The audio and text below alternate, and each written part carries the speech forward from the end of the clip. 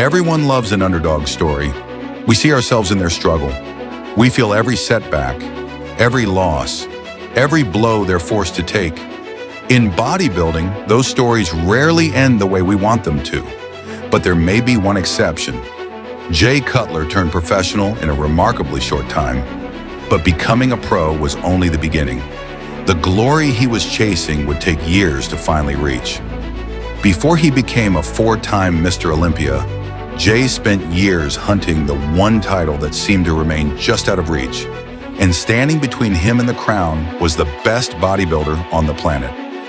Year after year, Cutler came close, but every time the title slipped through his fingers at the very last moment, until finally, he did the unthinkable. In one of the greatest underdog moments in bodybuilding history, Jay Cutler defeated the reigning champion and took the crown for himself. He had reached the top, but glory is fragile. Just 2 years later, in the most devastating blow of his career, Cutler lost the throne. For most champions, that would have been the end. But what came next wasn't simply a rematch. It was an attempt to accomplish something no former champion had ever done before: to rise from defeat and reclaim the title, to pull off what many considered impossible, the greatest comeback in bodybuilding history. This is the story of Jay Cutler's rise, his fall, and the rebirth of a champion who refused to be forgotten. This is the resurrection of the champion.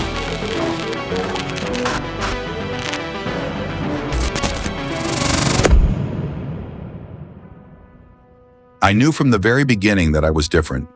I have pictures of myself posing when I was 4 years old, 6 years old, 8 years old. The reason is simple. I grew up on a farm in central Massachusetts. From a very young age, I developed a solid physique simply from doing hard, physical work. I started working when I was 11 years old. My family had a concrete business. My parents separated when I was very young, and my older brothers would take me to work with them. I would leave school and go straight to the job, vacations, weekends. Any free time I had was spent working. Sometimes we were working so much that I would even work before going to school. That life forged something inside me. It taught me what absolute commitment really meant. The brutal work of lifting and carrying concrete forms gave me an incredible physique while I was still just a kid. By the time I was 11, 12, 13 years old, I was already the most muscular kid in school. I remember watching my classmates leave for vacations while I was stuck at work. I envied them. I would ask myself, why do I have to work? Every morning I would pray, please just help me get through this day. Because I hated it, and deep down, I knew this wasn't what I wanted to do for the rest of my life. I didn't start lifting weights until I was 18. In high school, I played football, but my time was limited. The track team wanted me too, but I couldn't compete on weekends because I had to work. There were 7 kids in my family, and I was the youngest. I was always inspired by Superman, Batman, and Captain America. I was fascinated by muscles. I think my first major influence came when I was about 12 years old. My sister's boyfriend had a bodybuilding book featuring Chris Dickerson. I remember seeing that physique and thinking, this is incredible. I want to look like that. When I was 15, a friend took me to Gold's Gym for the first time. He was a huge bodybuilding fan. I was blown away. I couldn't believe what you could do with a set of weights. That was the moment I decided that when I finished high school, I was going to join a gym and start my own journey. At 18, I went to college to study criminal justice, and I left the concrete business behind. That's when I told myself it's time to dedicate myself to the gym. I had saved $300, and on my 18th birthday, I signed up at Gold's Gym in Worcester, Massachusetts. That was the beginning of my bodybuilding journey. I didn't know anything about training. I just watched, learned, and tried to get someone to help me. But nobody paid much attention to me. I was just another kid with a good physique, nothing more. I would spend hours in the gym, usually from 8 to 10 at night, and while I was training, the pressure of my family, school, and the uncertainty of my future seemed to disappear. After years of carrying concrete, my body was beaten up. I hated my father and my brothers for forcing me out of bed to go to work. They would literally pull me out of bed, even if I had gotten home just an hour earlier from a party. But when I went to college, I finally had more time to rest. I also started eating better because in high school, I didn't even have a real diet. And then my body exploded. I gained 50 pounds in the first 6 months. That's when I knew I had something special. Even in high school, without training that much, I was already bench pressing 315 pounds. Eventually, someone convinced me to compete. The first time I stepped on a bodybuilding stage, I was hooked. I finished second in my first show. After that, people in Massachusetts started paying attention to me. Suddenly, Louis Sweck from American Muscle magazine heard about me and started calling the gym. He contacted Chris Aceto, a famous bodybuilding nutritionist, and told him, "I want you to take a look at this kid." Chris came to see me, put me on a diet, and 6 months later, he came back to check on me. When he saw me, he called Lou and said, "This kid is going to be Mr. Olympia." I graduated from college and went straight to the Nationals. In fact, I skipped my graduation ceremony so I could compete. I won my class, but I lost the overall title to Branch Warren, and that's when I made a decision. I wanted to become a professional. From that point on, I became obsessed with bodybuilding. In August of 1995, I competed in the NPC Tournament of Champions, having just turned 22 years old. I traveled all the way across the country to compete in California, because back then, before the internet, winning on the West Coast meant something. It meant getting noticed in the heartland of bodybuilding, and I was right. At 23 years old, Jay Cutler stepped onto the stage at the 1996 Nationals, once again displaying a physique that had made quantum leaps in development. There was enormous anticipation surrounding this young man, Jay Cutler from Worcester, Massachusetts. It was hard to believe this was his first appearance at the Nationals. Weighing 247 pounds, his upper body had finally caught up with the brutal development of his legs. Combined with his symmetry and overall structure, it was enough to defeat 6 future professionals and win the heavyweight class. With that victory came his professional card. On his very first attempt, the promising young amateur was now an IFBB professional bodybuilder at just 23 years old. But even after winning the Nationals, there were already people questioning how far he could go.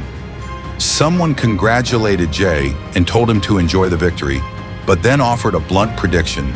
He was white, he was square, and according to them, he simply wasn't going to do that well in the professional ranks. Jay didn't disagree. He knew exactly what he looked like. He was a white, square-built bodybuilder entering a professional division filled with physiques that seemed almost impossible to match. And he was stepping into professional bodybuilding during the era of Dorian Yates. Yates had dominated the sport, winning 6 consecutive Mr. Olympia titles from 1992 through 1997. But after Dorian retired at the end of 1997, the throne was suddenly vulnerable. Many believed Flex Wheeler would be the natural heir. Then in 1998, the bodybuilding world was stunned when Ronnie Coleman came crashing into the picture like a storm. Coleman won the Mr. Olympia title and changed the game forever. That same year, Jay Cutler would make his professional debut at the IFBB Night of Champions.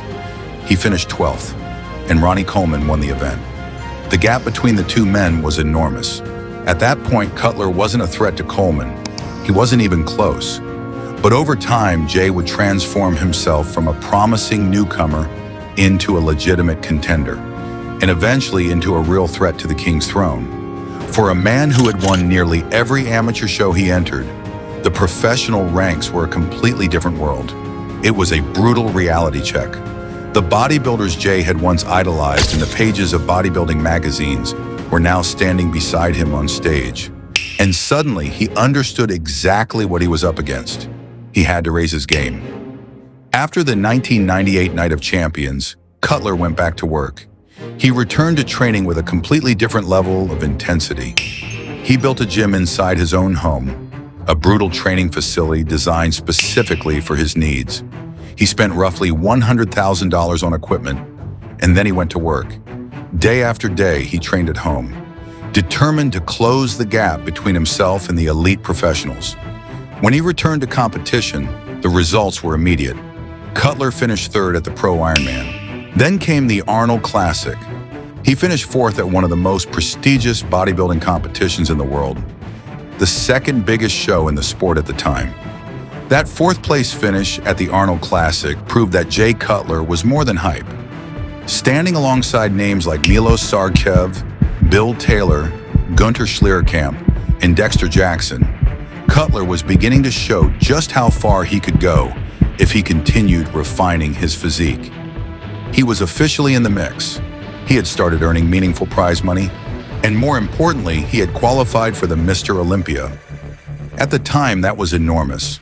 For years, the dream had been simple: just step onto the Olympia stage. Now that dream was becoming reality. The goal was to match or surpass the level he had displayed earlier that year at the Arnold Classic and the Ironman. And Cutler believed he had done exactly that. Then came the moment every young bodybuilder dreams about: his first Olympia, 25 years old, standing backstage waiting for his name to be called.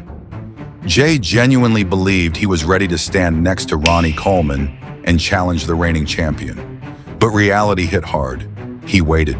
The names were called, the comparisons continued, and then it became clear there was only one round. Cutler wasn't called. He was out. For a young bodybuilder who had spent years believing he belonged at the top, the disappointment was devastating. He returned to the Mandalay Bay Hotel. Chris was there in the room. So was his former wife, Carrie. And in that moment, the question was no longer about winning. It was much more personal. Was he good enough? The answer would eventually come. But first, Cutler had to move forward. He put the disappointment behind him and made a decision. Forget it. Keep going. Just after the Olympia, Jay moved to California. Joe Weider, the legendary figure who had helped bring Arnold Schwarzenegger and countless other bodybuilding stars into the spotlight, encouraged him to make the move. Weider wanted Cutler close to the bodybuilding magazines. He believed California could provide greater exposure and greater financial opportunities. So as the new millennium began, Jay Cutler packed up and moved to Orange County, California. The next chapter of his career was about to begin, but the future was still uncertain. Would Jay Cutler always be an unfulfilled promise? Would he remain the almost contender who occasionally managed to make an Olympia pose down, win a few smaller shows and nothing more? Or would he finally break through his own limitations and reach the top? In 2000, Jay won the Night of Champions, the very same show where he had failed 2 years earlier.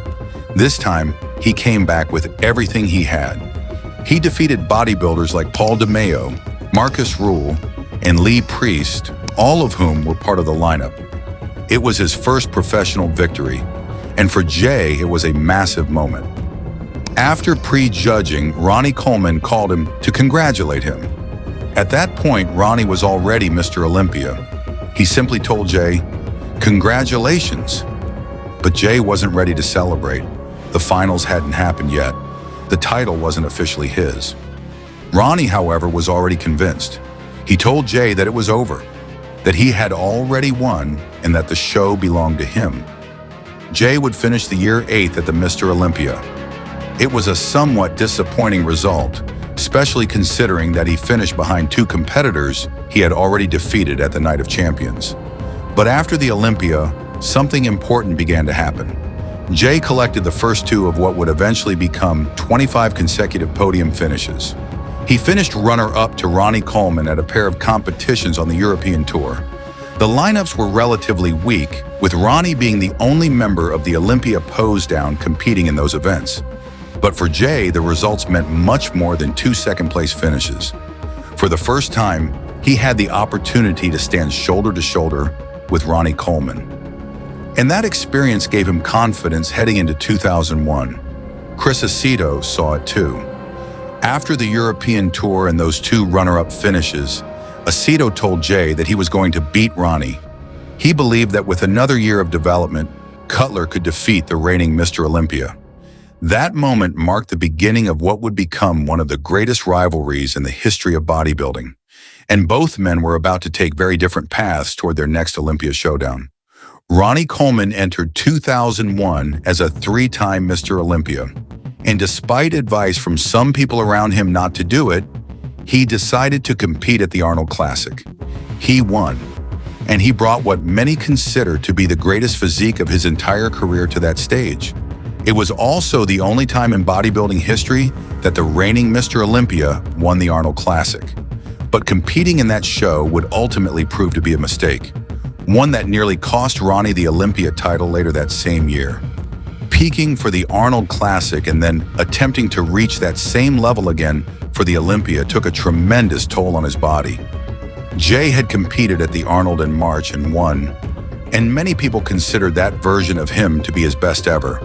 But he also learned a difficult lesson.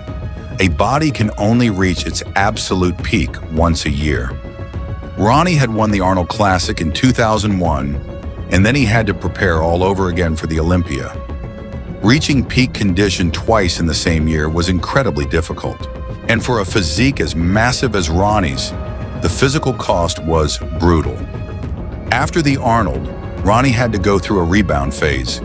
He needed to recover his body weight, regain what he had lost during the competition preparation, and then begin preparing all over again for the Olympia. It was one preparation after another, and by the time he reached the Olympia, his body was already fighting against everything he had put it through.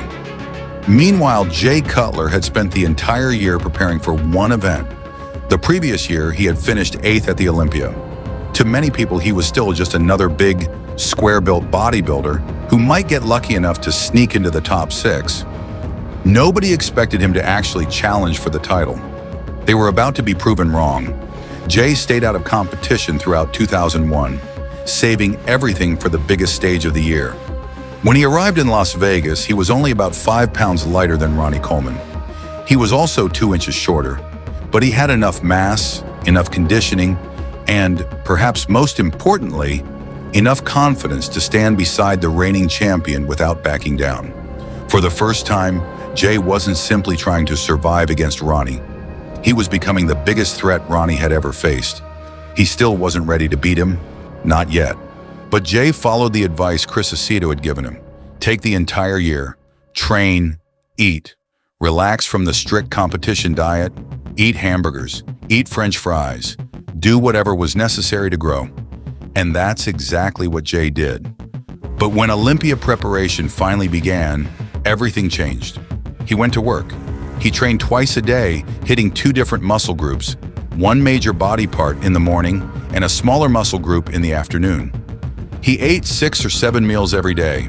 There was no social life, no distractions. His entire existence revolved around one thing: eat, sleep, train, every single day. It was almost mechanical, like clockwork. The 2001 Mr. Olympia was held at the Mandalay Bay Events Center in Las Vegas, just 6 weeks after the September 11th attacks. Security was heavily increased, and the atmosphere inside the venue was charged with patriotism and national pride. Then the competitors stepped on stage. From the very first comparison in prejudging, featuring Ronnie Coleman, Jay Cutler, and Kevin Levrone, something was immediately obvious. The 3-time champion was not at his best. Ronnie's midsection appeared noticeably distended.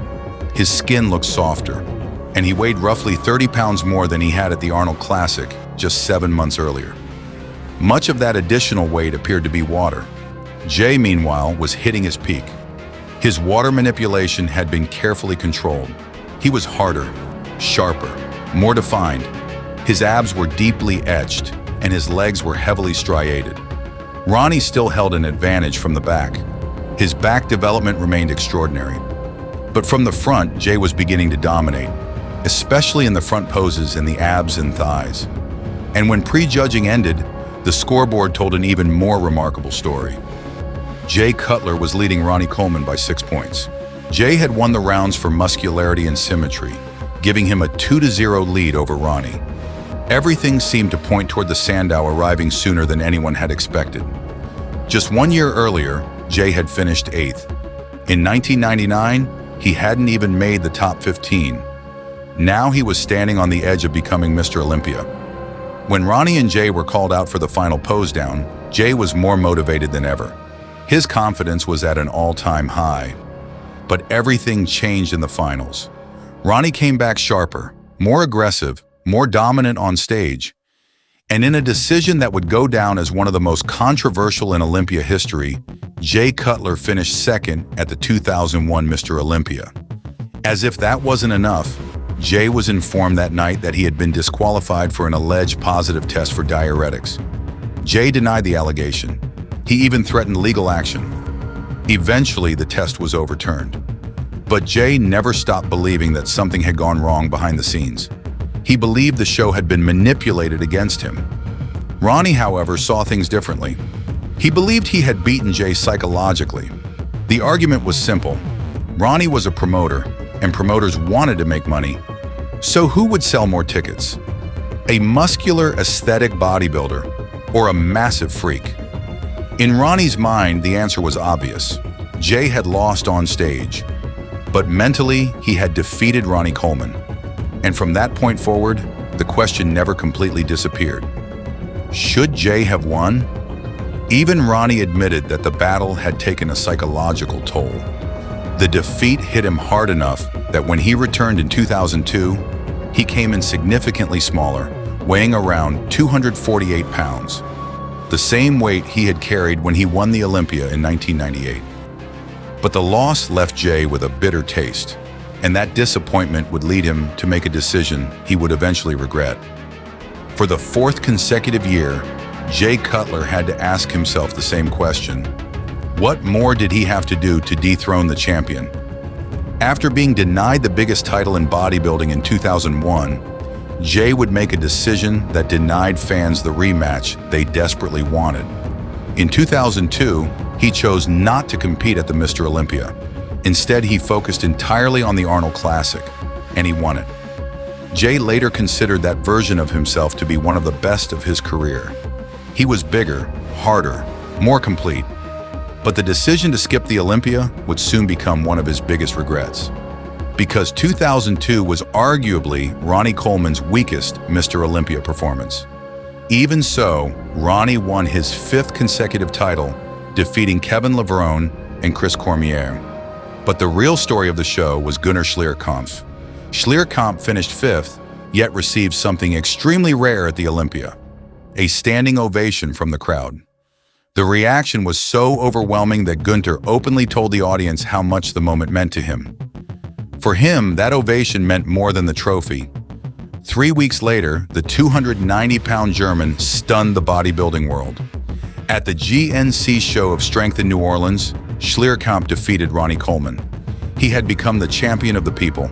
It was the first time since 1970 that a reigning Mr. Olympia had lost an event outside the Olympia itself, dating back to the moment Arnold Schwarzenegger defeated Sergio Oliva at the Mr. World. Suddenly, it was obvious. The king was vulnerable, and everyone began asking the same question. What if Jay Cutler had competed that year? What would have happened if he had been standing on that stage? Jay had chosen to sit out 2002 because he was moving to Las Vegas, building his house, and reorganizing his life.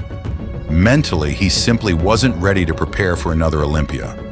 But if there was one decision he would later identify as his greatest regret, it was missing the 2002 Olympia.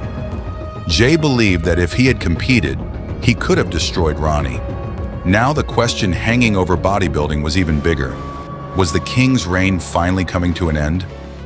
The following year, the bodybuilding world was about to receive a monumental shock.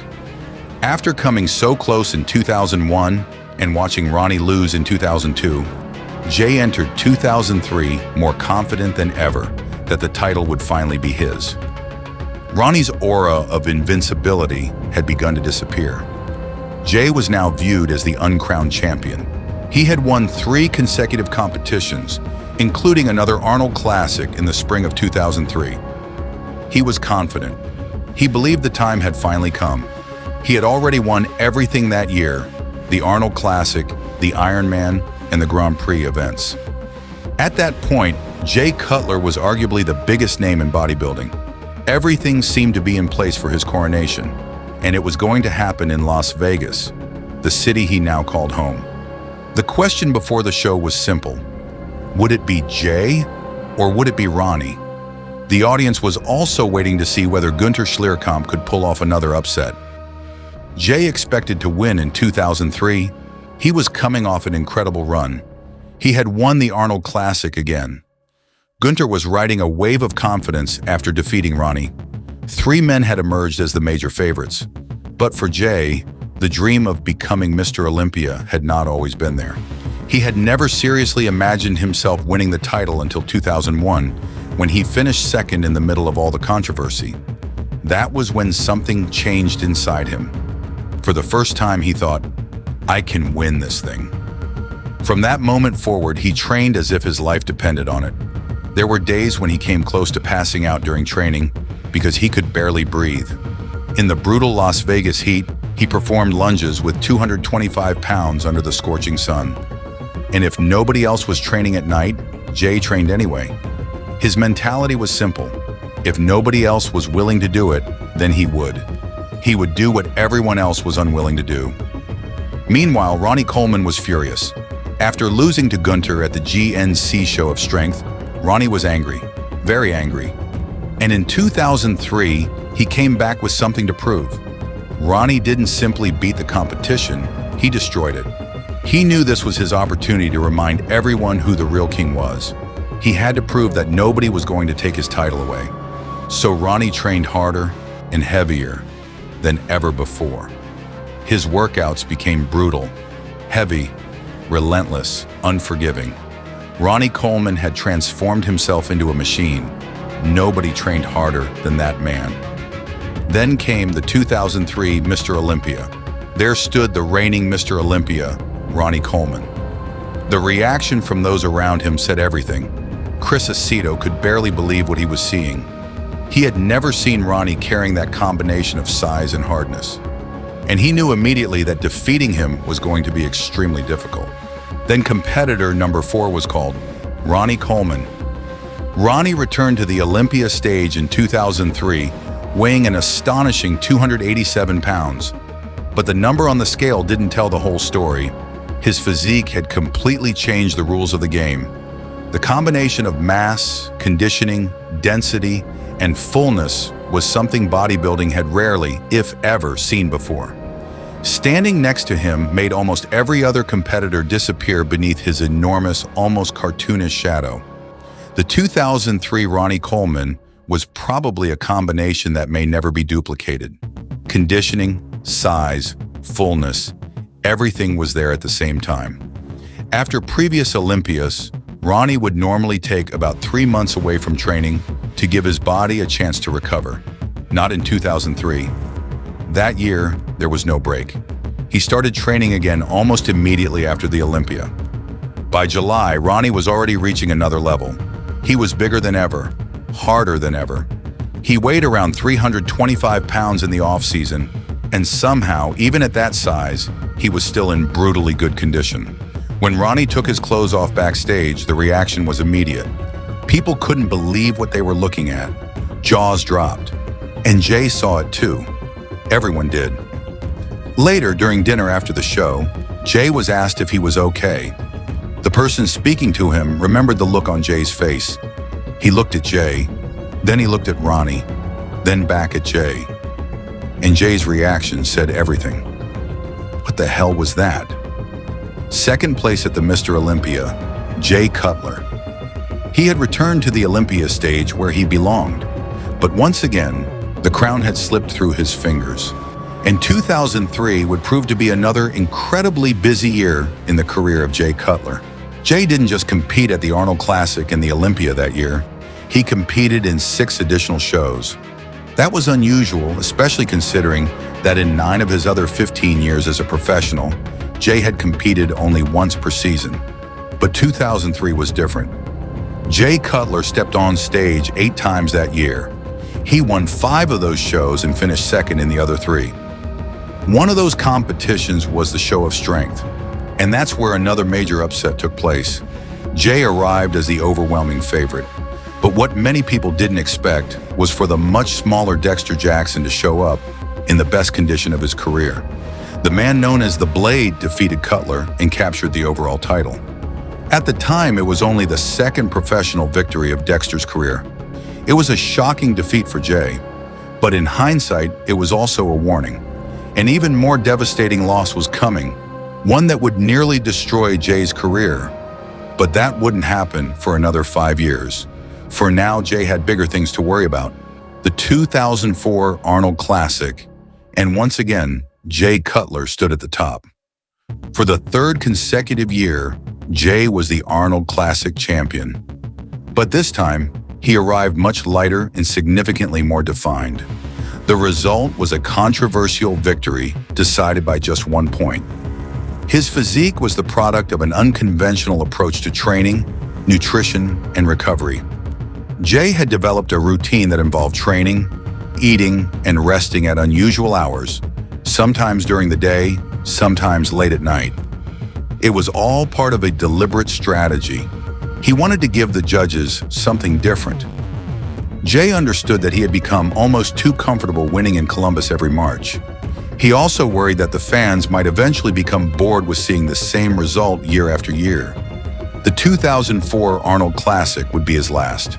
After winning it 3 consecutive times, Jay felt there was nothing left for him to prove by returning for a 4th. The next target was obvious, the Mr. Olympia. In 2004, the pre-contest talk between Jay and Ronnie once again became part of the spectacle. Ronnie had been winning the Olympia for years, 6 consecutive titles at that point. But Jay had a message for the reigning champion. This was his city, his home. It was the kind of trash talk that comes before a major battle. Jay was essentially telling Ronnie that he could beat him. He made it clear that Ronnie was completely beatable and that he was coming into the show fired up. Ronnie's response was just as confident. He dismissed Jay's claims and suggested that Cutler wasn't thinking clearly. The message was simple: enough talking, let the stage decide, and the stage did. Ronnie Coleman won the Mr. Olympia for the 7th consecutive year.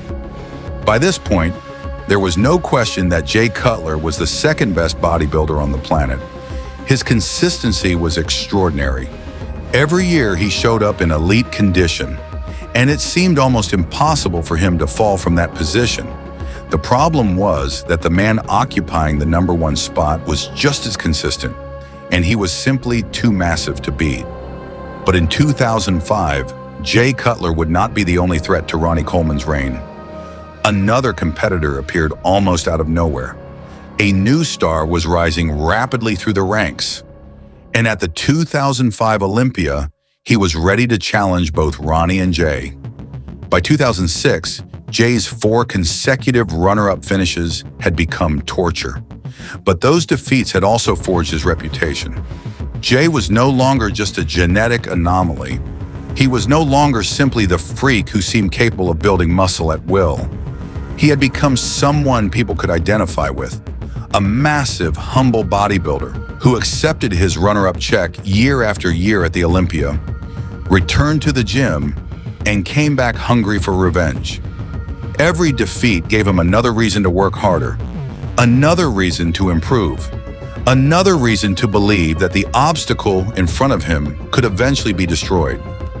People began asking the same question: who was this guy from Massachusetts who had lost the Olympia 4 times? He never talked badly about anyone. He never made excuses. He simply went back to the gym, and every single time he returned, he looked better. His popularity as the ultimate underdog exploded. The fans were behind him. Everyone wanted to see Jay finally break through. And in 2006, the question on everyone's lips was the same. Could Jay finally do it after 4 consecutive second-place finishes? Or would the new challenger, Victor Martinez, pull off the biggest upset of them all? Whatever happened that night, history was going to be written. Ronnie Coleman was chasing his 9th Mr. Olympia title, a victory that would give him 9 championships and allow him to surpass Lee Haney's record. Jay Cutler, meanwhile, was preparing to make history of his own. He was no longer satisfied with being the best runner-up in the world. He wanted the crown. He wanted Ronnie's title, and he believed he could take it. Even Ronnie was joking about what would happen if he lost. He said that if Jay defeated him, he would shave his head on stage. The question was whether he would actually bring a chair and shave it right there. Ronnie didn't think that would be necessary. He was convinced he was going to win. The tension was at its highest. This was going to be one of those nights people would remember for the rest of their lives. No matter what happened, history was about to be made. But there was a third man standing in the middle of the battle, Victor Martinez. Martinez arrived as one of the biggest revelations in bodybuilding. He was coming off a fifth-place finish at the previous Olympia and a strong performance at the Arnold Classic. His physique was imposing. Excellent symmetry, beautiful proportions, some of the best legs on the stage, and some of the widest, most impressive lats in the lineup. Many believed Victor could pull off the ultimate upset and defeat both of the giants standing in his way. But when the final comparisons were over, Martinez finished third. That left Ronnie Coleman and Jay Cutler alone in the final battle for the title. And during the comparisons, something became increasingly obvious. Ronnie was going to have a difficult time defending his crown. Jay Cutler was in the best shape of his life. He was denser, harder, more defined, and his waist appeared visibly smaller. Ronnie still had a dominant back, but Jay was showing better detail, better calves, and more aesthetic proportions. The tension inside the arena was almost unbearable. And by the end, Ronnie already knew. Before the winner was announced, Ronnie leaned toward Jay and whispered that he had won. He had beaten him. For the first time in 9 years, Ronnie Coleman knew that the Olympia title was no longer his. Then came the announcement. The next name called would be the winner of the 2006 Mr. Olympia. And the new Mr. Olympia was Jay Cutler. After years of frustration, disappointment, controversy, and 4 consecutive second-place finishes, Jay Cutler had finally reached the summit of bodybuilding. He raised Ronnie's hand in a gesture of respect, because Jay understood something. Without Ronnie Coleman, he might never have become the bodybuilder he was that night. Ronnie had pushed him, challenged him, forced him to become better every single year. He had been the obstacle Jay spent years trying to overcome, and now Jay had finally conquered it. In front of the crowd, an emotional Cutler celebrated the moment. People had told him he was wasting his time. They had told him he would never win, but he had refused to listen. He persevered. He trained harder every year. He kept coming back. And now, after years of chasing the impossible, the new champion had finally arrived. The king's reign was over. Jay Cutler was Mr. Olympia. Unlike many of his predecessors, Jay Cutler's victory had not been predictable. When his name was announced as the winner, the crowd erupted with an emotion that bodybuilding fans hadn't experienced in years. For the previous 8 years, the final name announced at the Olympia had always been Ronnie Coleman. Before Ronnie, it had been Dorian Yates for 6 consecutive years.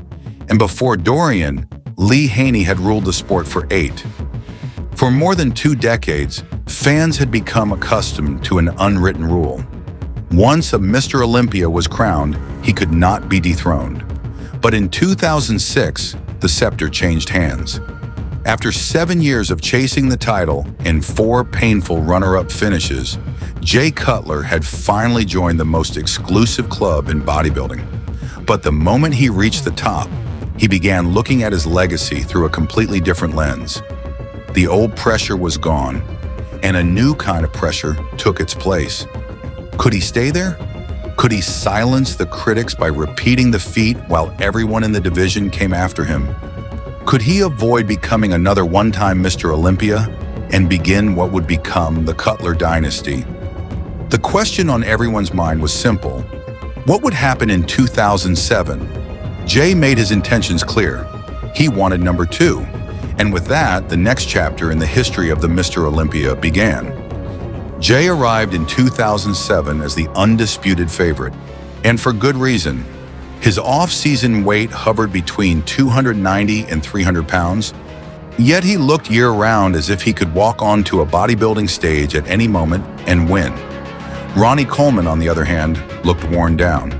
Years of brutal battles in the gym had taken their toll. His left lat and triceps showed the damage caused by injuries. The 8-time champion was only a shadow of the man he had once been. Still, his army of loyal fans hoped he could walk away from the stage as a champion. At 43 years old, Victor Martinez appeared ready to pull off the upset. He looked at Jay in front of the cameras and delivered a simple message. He was coming for the champion. The Dominican Dominator had everything needed to make a run at the title. Size, symmetry, and impeccable conditioning.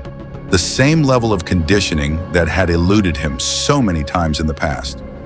The 4 major names remained the same as the previous year: Jay Cutler, Ronnie Coleman, Victor Martinez, and Dexter Jackson.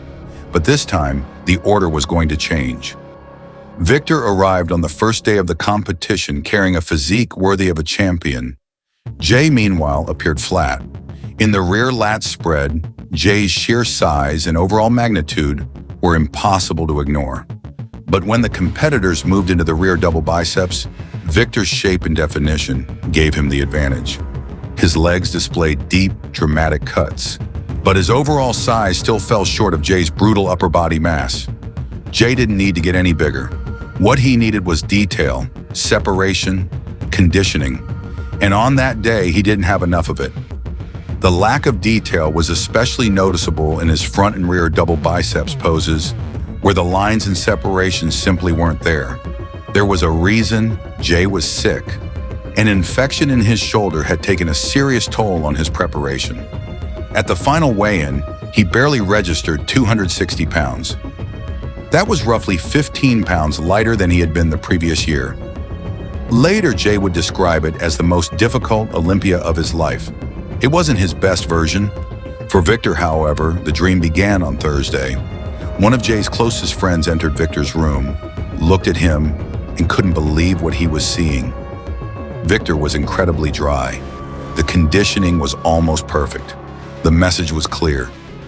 Jay couldn't lose any more water. After the first day of competition, Jay held a lead of just 2 points. Then after the posing round, that advantage dropped to a single point. The audience could sense it.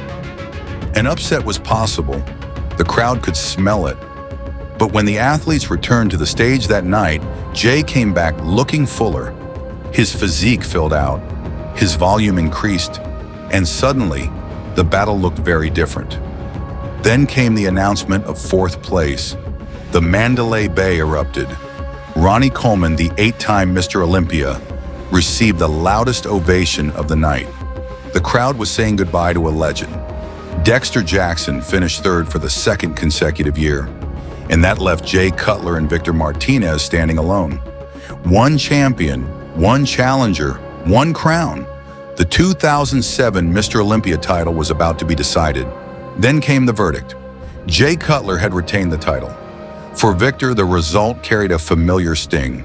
The feeling of being the eternal runner-up. The feeling Jay Cutler knew better than almost anyone. Only 4 points separated them. 4 points, so close, and yet still so far away. Jay's reign had survived another year, but many people dismissed the victory as luck. They believed he had escaped with the title because Victor had failed to overtake him at the final moment. But Jay's luck was about to run out. After the razor-thin finish in 2007, Jay Cutler promised to return better than ever. This time, he wanted to silence the critics. All of them.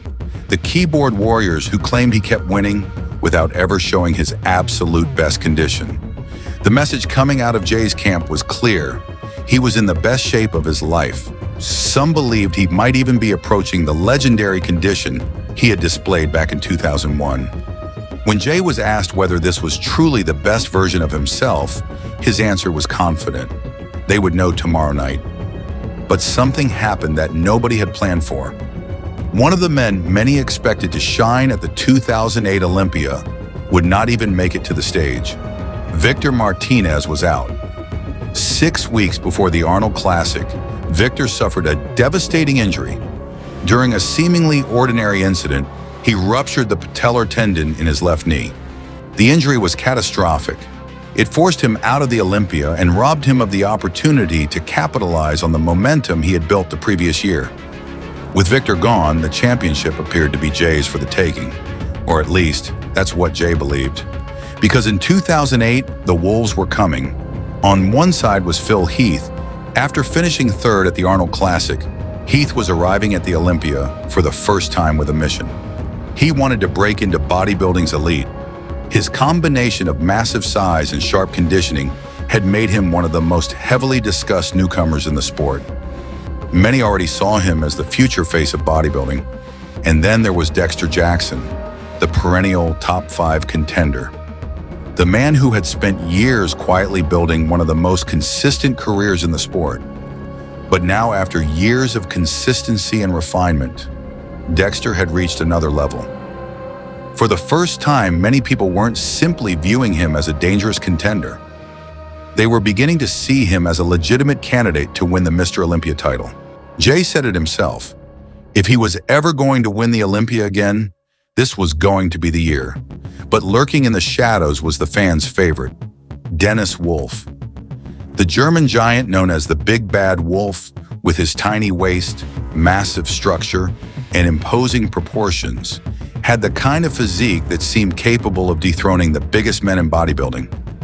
The final battle came down to 4 men: Dennis Wolf, Phil Heath, Dexter Jackson, and Jay Cutler. But the Wolf didn't roar with the same force he had shown the year before. He finished 4th. Phil Heath, on the other hand, exploded onto the Olympia stage with a massive, symmetrical, highly detailed physique. He was so impressive that he pushed Jay during the comparisons and challenged him without fear. He finished 3rd. It was the highest Olympia finish by a first-time competitor since Flex Wheeler in 1993. But the real war was between Jay Cutler and Dexter Jackson. And that night, aesthetics defeated mass. Dexter displayed flawless lines, classic proportions, and brutally sharp conditioning. His front double biceps looked like a work of art. Wide shoulders, a tiny waist, dense, deeply separated thighs, a rugged, detailed back, and deeply striated glutes. Jay, meanwhile, looked flat and watery during pre-judging. Even Jay couldn't explain what had happened. Backstage, he had looked incredible. But the moment he stepped onto the stage, it seemed like he was looking at a completely different body. He believed the problem may have been his food, perhaps too much sodium. Whatever the cause, his physique had lost its fullness. Desperate to save his title, Jay spent hours in the sauna. He dropped roughly 10 pounds. By the time he returned for the evening show, he was exhausted, dehydrated, and desperately trying to bring his body back to life. But it was too late. The damage had already been done. Then came the announcement. The Mandalay Bay erupted, and the 2008 Mr. Olympia title went to Dexter Jackson. The Colossus, who had seemed almost impossible to defeat, had finally fallen. Jay Cutler's reign was over, and with it, a new era began. Dexter Jackson was the new Mr. Olympia. The words echoed through Las Vegas like thunder. Jay Cutler had been defeated. For the first time in 25 years, the reigning champion had fallen, and history seemed to say that he would never return. No one in bodybuilding history had ever lost the Sandow and then recovered the title. If the pressure of defending the championship had been enormous, the humiliation of losing it was almost unbearable. When Ronnie Coleman finally stepped away, the throne appeared to belong to Jay. But in 2008, everything changed. Jay had failed to peak at exactly the right moment. He arrived smaller, he arrived softer, and Dexter Jackson, known as the Blade, took advantage of the opportunity and ripped the crown away from him. Jay was left confused. He had come into the show believing he had become too big. He thought he needed to reduce his size. Instead, the decision backfired, and suddenly the entire industry was counting him out. The criticism came from everywhere. He was finished. He would never come back. His best days were behind him. Even some of the people closest to him began to lose faith. Jay Cutler, the former champion, was broken. He was embarrassed. He had won 2 Olympia titles, and now it seemed like that was where his story would end. After watching legends dominate the sport for 6 and 8 years, Jay had failed to establish a dynasty of his own. But the defeat ignited something inside him. If he wanted to come back, he would have to accomplish something nobody had ever done. He would have to break the curse. He would have to become the first man in bodybuilding history to lose the Mr. Olympia title and then win it back. Jay understood exactly what had happened. Being the champion had made him comfortable. Being the hunter made him dangerous. He needed to become the underdog again. So he tore everything apart. He cut ties, he changed his team. He said goodbye to his longtime coach, and he brought in Hani Rambod. The training changed. FST7 became part of the system. Nutrition became surgical. Every decision had one purpose: create the perfect illusion. Meanwhile, Jay isolated himself from the outside world. He lived inside a box. No friends, no distractions. The world was shut off. Every minute of every day became part of the preparation. He had to become the best. If someone called him with their problems, Jay didn't have the time or energy to listen. His mind was occupied by one thing: winning. And while the bodybuilding world slowly forgot about him, Jay was quietly forging what would become the most brutal transformation of his career. The odds didn't even have him in the top 5. The cameras were focused on Dexter Jackson. They were focused on the young Phil Heath. Nobody believed in Jay Cutler. Nobody except Jay Cutler. Then, hours before the show, Jay's wife took a photograph of him inside their hotel room. Her reaction said everything. The moment she saw the picture, she was stunned. And Jay knew right then, he was going to win. Then came the drums, the cut to the stage, the lights, the smoke. Jay walking toward the center of the Olympia stage. The crowd erupted. Jay hadn't simply returned. He had arrived in the best shape of his life. Fuller, denser, harder, more detailed. It was the comeback nobody had expected. 2009, the Mr. Olympia, the return of the king, the year of the Renaissance. The biggest Olympia the sport had seen up to that point. Jay Cutler had one objective: recover the crown he had lost, something that had never been accomplished in the history of bodybuilding. Jay had accumulated enough second-place finishes to make almost anyone give up, but this time he wasn't going to settle. Victor Martinez was also returning after his devastating knee injury. In 2007, Victor had come within inches of winning the Sandow, but the surgery on his knee had changed everything. His physique was no longer the same, and he paid the price. He finished 6th. Phil Heath, the gift, was the man many believed represented the future of bodybuilding. He arrived heavier and more detailed than before. But a stomach virus left him depleted at the worst possible moment. He finished 5th. The crowd erupted in boos. Kai Green had been expected to light up the Olympia after winning the Arnold Classic. But the magic wasn't there this time. He finished 7th. Then came Branch Warren, the underestimated warrior, compact, dense, brutal. A bodybuilder who had gone from nearly being overlooked to becoming one of the biggest fan favorites in the sport. His physique was so rugged and rock hard that the crowd roared every time he hit a pose. But that night wasn't about experiments. It wasn't about future champions. It was about the return of the king. Jay Cutler hadn't simply come back. He had come back better than ever. Sharper, bigger, more detailed. He had brought back the conditioning that had made his 2001 physique legendary, and perhaps he had surpassed it. Then came one moment that changed everything. One movement, the quad stomp. Jay drove his foot into the stage, and the crowd exploded. It was the image that would define the entire story. For the first time in bodybuilding history, a man who had lost the Mr. Olympia title had won it back. Jay Cutler, 3-time Mr. Olympia, the man everyone had counted out, the man everyone had declared finished, the man nobody believed would return. That night, Jay Cutler became something more than a champion. He became a legend because history isn't written with words. It's written through impossible acts. The most anticipated night in bodybuilding had arrived. The Olympia opened its doors to the world, and standing at the center of it all was the reigning champion, three-time Mr. Olympia, Jay Cutler. But this time, Jay had nothing to gain and everything to lose. His 2009 victory had been historic. It had been dominant.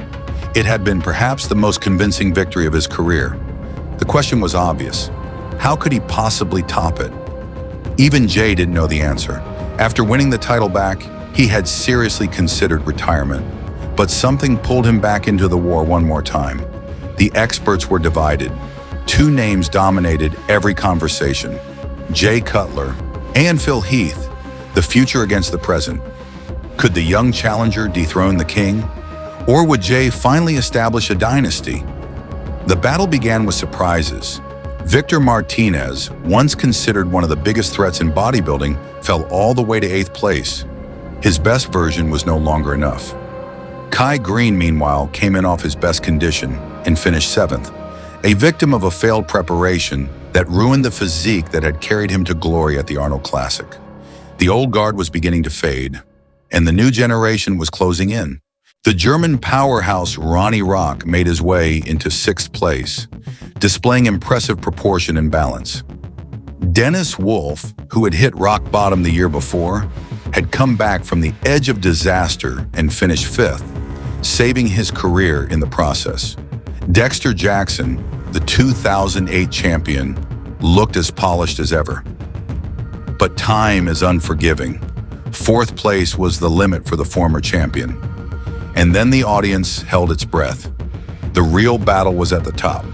Branch Warren, the brutal and densely built Texan, had somehow improved even further. His physique was pure aggression, but this time, his lines were cleaner and more refined.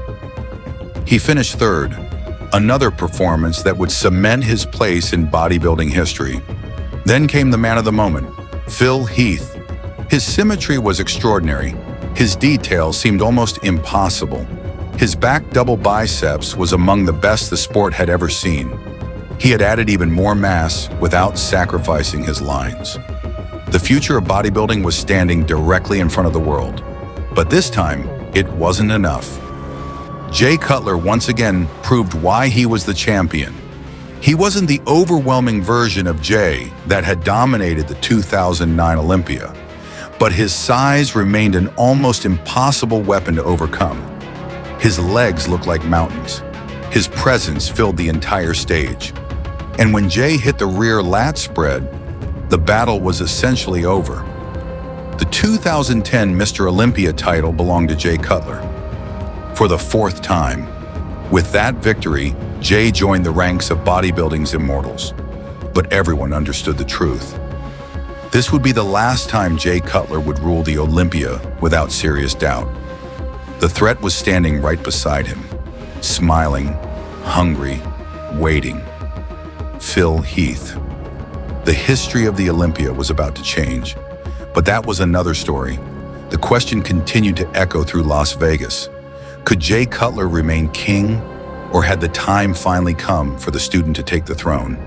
In 2011, 4-time Mr. Olympia Jay Cutler walked onto the stage to the roar of his hometown crowd.